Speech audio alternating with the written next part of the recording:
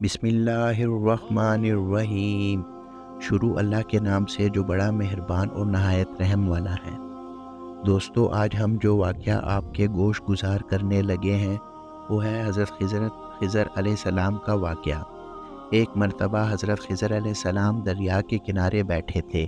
اتنے میں سے کسی سائل نے آ کر ان سے سوال پوچھا، کیا میں آپ سے اللہ کے واسطے سوال کر سکتا ہوں؟ مجھے عنایت فرمائیے۔ یہ سن کر حضرت خضر علیہ السلام پر بے ہوشی طاری ہو گئی۔ جب کچھ ہوش ہوا تو فرمانے لگے، بھائی میں تو صرف اپنی جان اور مال کا مالک ہوں۔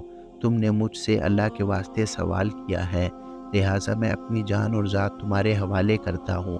تم جس طرح چاہو اس کو استعمال میں لاؤ، بازار میں فروخت کر کے اس کی قیمت سے فائدہ اٹھاؤ۔ چنانچہ سائل نے ان کو بازار لے گیا اور ایک شخص سائمہ کے ہاتھ ان کو فروخت کر دیا۔ یہ سائمہ خرید کر ان کو اپنے گھر لے گیا، جس کی پشت پر اس کا ایک باغ تھا۔ چنانچہ سائمہ نے حضرت خضر علیہ السلام کو ایک کدال دے کر کہا کہ سامنے والا پہاڑ جو 3 مربع میل رقبے میں واقع تھا، اس کی مٹی کاٹ کر باغ میں ڈال دو، اور یہ حکم دے کر سائمہ اپنی کسی ضرورت سے کہیں اور چلا گیا۔ حضرت خضر علیہ السلام نے اس پہاڑ سے مٹی کاٹ کاٹ کر باغ میں ڈالنے لگے۔ جب سائمہ گھر واپس آیا تو اس کے گھر والوں نے اس سے دریافت کیا کہ تم نے غلام کو کھانا بھی کھلایا ہے یا نہیں؟ گھر والوں نے جواب دیا کہ ہمیں معلوم ہی نہیں کہ غلام کہاں سے آیا ہے اور کون ہے۔ یہ سن کر جب سائمہ نے خود کھانا لے کر باغ میں آیا تو اس نے دیکھا کہ وہ غلام یعنی حضرت خضر علیہ السلام پہاڑ کی مٹی کاٹ کر ڈال چکے تھے اور اپنے کام سے فارغ ہو کر اپنے مولا حقیقی کی عبادت میں مصروف تھے۔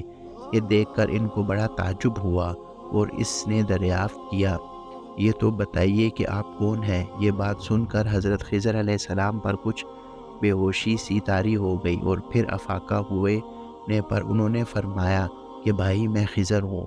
اس کو سن کر سائمہ کے ہوش اڑ گئے۔ تو نے یہ کیا کیا؟ ان کو غلام بنا کر ایسے کام پر لگایا، یہ تو انتہائی گستاخی ہے۔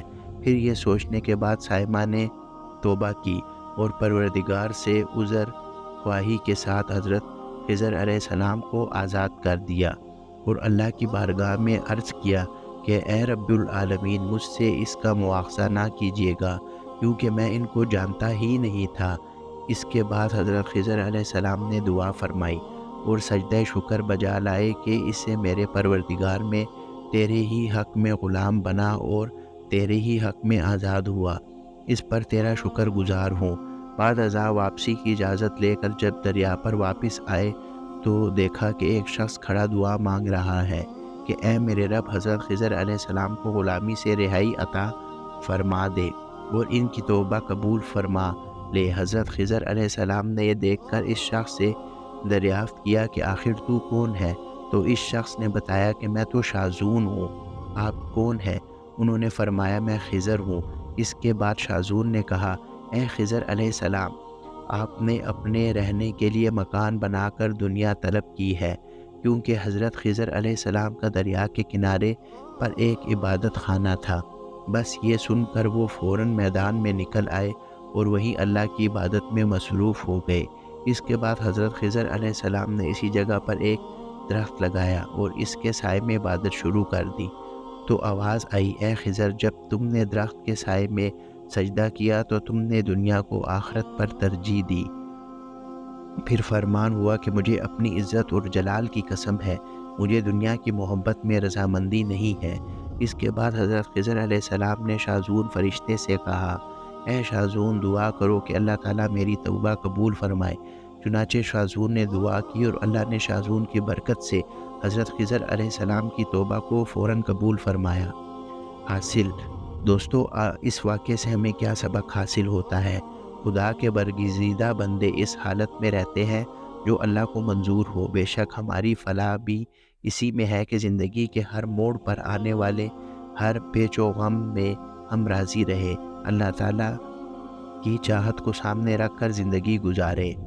دعا ہے کہ اللہ تعالیٰ ہمیں اس واقعے سے سبق حاصل کر کے نیک بننے کی توفیق عطا فرمائے۔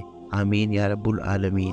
تو دوستو آج کا واقعہ آپ کو کیسا لگا کامنٹ میں ہمیں ضرور بتائیے گا، اور ہمارے چینل کو سبسکرائب کیجئے اور بیل نوٹیفیکیشن ضرور آن کیجئے تاکہ ہمارے ہر آنے والی ویڈیو کا نوٹیفیکیشن آپ کو ٹائم پہ مل سکے۔ تو دوستو چلیے ملتے ہیں کسی اگلے سبق آموز واقعے میں۔